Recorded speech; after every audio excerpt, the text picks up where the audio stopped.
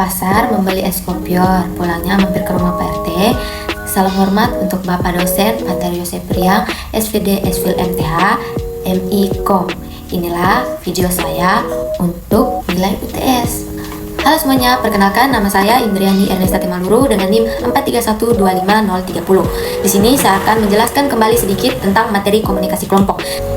Komunikasi kelompok. Hai semuanya, di sini saya akan sharing sedikit tentang apa sih sebenarnya komunikasi kelompok itu. Nah, di sini saya akan menjelaskan beberapa bagian tentang komunikasi kelompok. Yang pertama yaitu definisi tentang komunikasi kelompok itu sendiri. Nah, teman-teman, pasti kalian bingung atau sering bertanya-tanya, apa sih komunikasi kelompok itu? Nah, di sini saya akan menjelaskan apa itu komunikasi. Nah, komunikasi kelompok itu adalah komunikasi kelompok yang dimana interaksinya itu dalam satu kelompok lebih dari 2 orang dan untuk mencapai tujuan atau misi yang sama. Nah, contohnya yaitu kerja kelompok atau kerja tugas kelompok. Tapi kita harus ingat sama-sama bahwa kerja tugas kelompok itu bukan hanya kita duduk-duduk terus mengerjakan tugas, tapi di sana harus ada batasan dan syaratnya, yaitu harus ada kontak sosial dan komunikasi yang nyambung dalam kerja kelompok tersebut. Jadi pada saat kita kerja kelompok tuh bukan hanya kita duduk terus satu orang yang kerja, itu tidak guys. Jadi dimana kerja kelompok ini yang dimaksud tuh semuanya itu berinteraksi. Kalau hanya satu orang yang aktif dalam kerja kelompok tersebut, itu belum bisa dibilang komunikasi kelompok yang efektif. Nah, jadi kita akan masuk ke bagian yang kedua, yaitu kenapa kita perlu untuk berkelompok.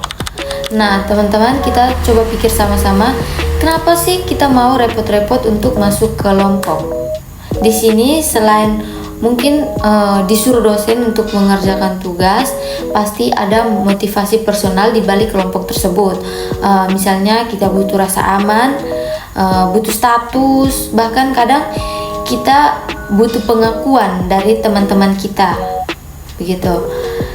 Tapi di sisi lain menurut saya urusan kerja tugas ini memang paling tepat kalau berkelompok, karena kelompok ini merupakan wadah yang paling pas untuk kita bisa membuat keputusan dan memecahkan masalah sama-sama, karena kalau kita mengerjakannya sendiri pasti pusing gitu.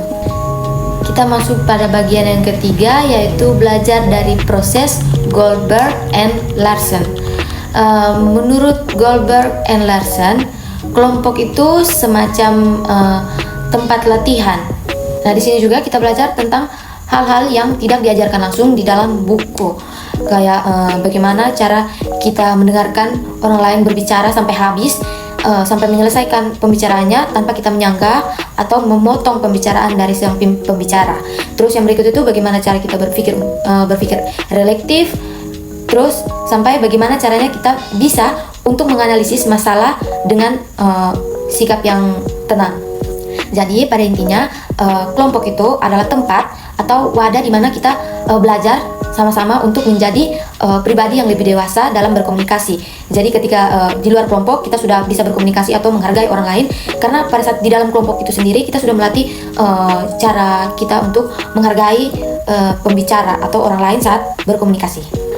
Oke, jadi kita akan masuk pada bagian yang keempat, yaitu siapa peran kita di kelompok atau bagaimana kita itu berfungsi di kelompok, atau dengan kata lain, jadi apa kita di dalam kelompok tersebut untuk mempengaruhi keberhasilan dari si kelompok ini.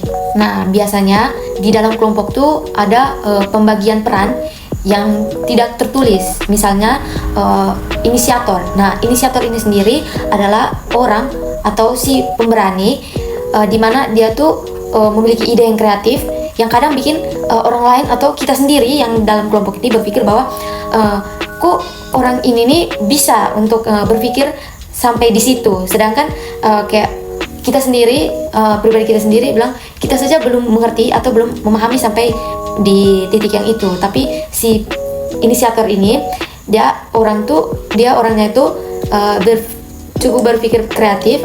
Jadi apa yang kita belum pikirkan dia sudah pikirkan duluan gitu.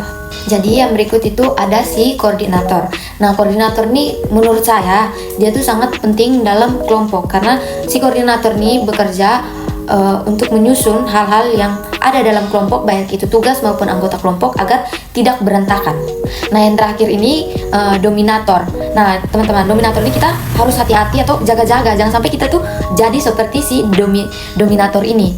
Karena dominator ini adalah orang yang dalam kelompok tuh mainnya suka memotong pembicaraan orang lain, kayak tidak menghargai orang lain, atau dia nih si joker, biasa dibilang si joker yang kadang niatnya untuk bercanda atau lucu-lucuan di dalam kelompok, tapi bercanda atau lelucuannya itu malah merusak fokus atau keseriusan dalam kerja kelompok tersebut. Oke guys, jadi kita masuk di bagian terakhir yaitu bagian 5 tentang verbal dan non-verbal. Nah, bagian terakhir nih kita tuh sering lupa. Padahal bagian yang terakhir nih adalah bagian yang paling penting, yaitu bahasa tubuh. Karena kita tuh kadang sering fokus ke apa yang orang omong atau dengan kata lainnya verbal, padahal ekspresi wajah dan nada suara itu lebih penting karena jauh lebih jujur. Nah, itu dinamakan dengan non-verbal. Nah, contohnya pada saat kita kerja kelompok. Nah, kayak misalnya si A nih berpendapat tentang ini. Namun si B ini tidak terima dengan pendapatnya si A. Tapi karena si B ini orangnya malas untuk berdebat, jadi kayak dia bilang, "Oke, baik, saya terima." Tapi si B ini dengan raut wajah yang tidak enak atau orang ente bilang culas, langsung buang muka atau apapun itu, pasti si A ini atau teman-teman kelompok lain ini merasa bahwa si B ini tidak setuju dengan pendapat dari si A ini.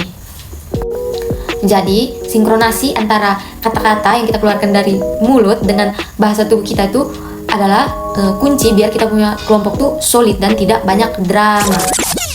Jadi, kesimpulannya adalah komunikasi kelompok yang sehat itu bukan komunikasi kelompok yang tidak punya konflik atau perbedaan pendapat, tapi komunikasi kelompok yang tahu dalam kelompok tuh cara mengelola pendapat yang berbeda-beda.